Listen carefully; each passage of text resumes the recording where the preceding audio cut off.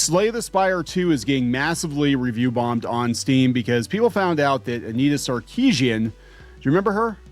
Yeah, I thought she was long gone. Yeah, she was involved. She was a consultant on this game, and so now a bunch of people are going out to Steam and review bombing the game. Now, I haven't played the second one. I played the first one. The first one was pretty good, and it's actually got a really good review. But yeah, we've got the usual suspects. We've got Kotaku. Slay the Spire 2 is getting review bombed again, this time because of the chuds. And we've got this one's The Gamer. Slay the Spire 2 review bombed after Anita Sarkeesian spotted in credits. And everybody's just kind of losing their minds over this. So let's talk about the latest iteration of, is this Gamergate again? I mean, seriously, it's like how many Gamergates have we had? We had like 1, 2, 3. Where are we up to? Four now. I think a lot of people are just not going to buy this game, right? You can get the first one for 75% off now, I guess. That's a pretty good deal, $6. But yeah, if you want to pay $25 for the first game, and you can see what Anita has come up with. Now, she is just a consultant. Right? That doesn't mean that she had any real input into the game. It means sometimes they just ask people, did you like this game? Yes or no. But sometimes being a consultant means, you know, is this game diverse and inclusive enough? Is it accessible enough? Is it very ungame-like? Does it make you feel cozy? So let's talk about this. Before we get into it any further, please subscribe for more pop culture news, views, and rants, guys. Go out to more.clownfishtv.com. That's more.clownfishtv.com for more Clownfish TV. That's what we have out there. Yeah, if you go out for less than the cost of one super chat, we've got some paywalled content out there. We've got a community out there. We're trying to get this off the ground. This is going back to our website is kind of our life raft, I think, off of YouTube, because I think the bottom's going to fall out here pretty soon for a lot of people. So check it out, more.clownfishtv.com. And thank you to the Reefers for making this episode possible. And just at a casual glance, I'm going out to the Steam page, and beyond the fact that it's mostly negative now, recent reviews are mostly negative, and they were positive before. Popular user-defined tags for this product. LGBTQ+ is the first one, above roguelike, card game strategy, and deck building. So I'm assuming that is because of this whole Anita Sarkeesian thing. Now, we're going to go out to Kotaku, and I'm sure they're going to have a very slanted take on it. And look, I don't give a shit about Anita Sarkeesian. Most people don't give a shit about Anita Sarkeesian, but she's one of these personalities that's never going to like go away. Every year or so, she's going to pop up again, probably ask for money, you know, get involved in these different projects. This is kind of, I think, how we got to where we are with gaming is you had not her necessarily, but you had a lot of people like her get themselves into positions where they were consultants and consultancies, and they were telling these game developers, these are the kinds of games you want if you want to attract a certain modern audience. And a lot of people listened to great peril, and a lot of companies lost a lot of money. Not this game necessarily, because it's a, you know, pretty cheap game overall, but, you know, ask Warner Brothers how that went for them. Ask Sony how that went for them. Hundreds of millions of dollars. All right, this is coming from Kotaku. Slay the Spire 2 is getting review bombed again, this time because of chuds. Oh, they bring up Gamergate again. Of course they did. An influx of new players are using Steam reviews to relitigate Gamergate. For the third month in a row, Slay the Spire 2 is getting review bombed on Steam. But what, I hear you ask, is the reason for it this time? Is there a new balance patch?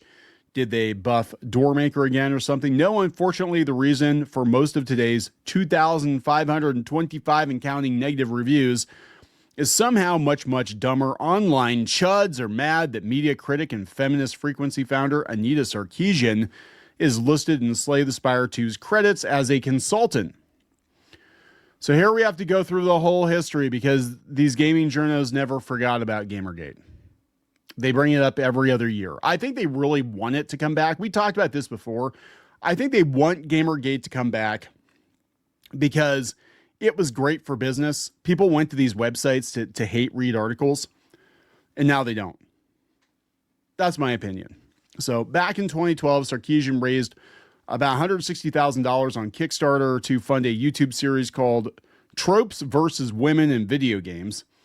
It critiqued various aspects of gaming and its history through a feminist lens, pointing out uncomfortable truths that often went unchallenged in the male-dominated industry. The series, released in 2014, became one of the 3 inciting triggers for Gamergate. Is that actually what became one of the triggers? I thought there was a darker element involving somebody unaliving themselves. It has engendered, how dare we, unhinged levels of outrage and resentment in certain reactionary pockets of gaming ever since.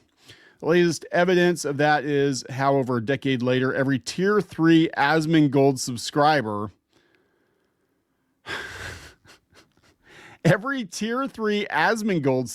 heard the activation phase Anita Sarkeesian on X this week after it was discovered months after release that she is listed as a consultant in Slay the Spire 2's credits. Apparently, these people shot up in their gaming chairs like the Winter Soldier and decided that the most important thing in their lives was now boycotting the deck building roguelike that a lot of people I'm going to be honest. It's not like a huge game, right? I mean, the first one was fairly popular. I mean, we had 75,000 positive reviews. I thought it was pretty good. I played a little bit of it. I thought it was pretty good, but it's not everybody's cup of tea, right? But yeah, people were basically like, we're not gonna put up with any Anita anywhere. So did Asmongold is that what happened? Asmongold put them on blast? Let me see. Pirate Nation. Slay the Spire 2 is facing backlash after players discovered Anita Sarkeesian is listed as a consultant. Gamers are leaving negative Steam reviews saying they regret buying the game and would not have purchased it if they knew. Well, I mean, okay, so here's the thing.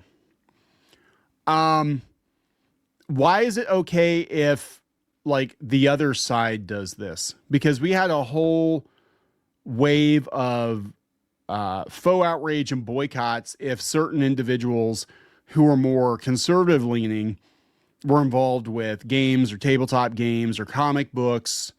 You know what I'm saying? And I mean, people do have a right to not buy something if they don't want to. It is kind of weird that it took people this long. That just shows how many people are actually playing this game. It took people this long to figure out she was involved with it. But again, she was involved as a consultant. You know, I don't know. I just think it's funny that the gaming media is reacting the way they are. Aren't you tired? I mean, everybody involved. Aren't you tired of Gamergate? We're going on 12 years, 14 years. I don't, holy shit. I mean, seriously, that is a long time. And I think the Gamergate situation has self-resolved because most of these video game journalists, a lot of them are out of work. A lot of these activists are out of work. A lot of the games that a lot of these people worked on were huge failures. I think gamers have spoken. I think gamers have ultimately won. I do, but I think that, you know, again, we're going to have people that were there that for them, it's like yesterday, right? The reheated Gamergate leftovers on X first noticed Sarkeesian in the credits around May 5th. 2 days later, the Steam review rating for Slay the Spire 2 is down to 61%.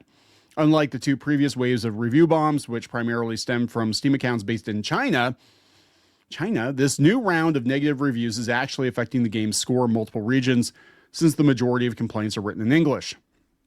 And for all the grief I gave folks in China for review bombing the game, at least they'd actually been playing it. A bunch of the new negative reviews on Slay the Spire 2 from May 7th appear to be from people who only bought in the last 24 hours, seemingly just so they could leave a negative review before immediately refunding it. Yeah.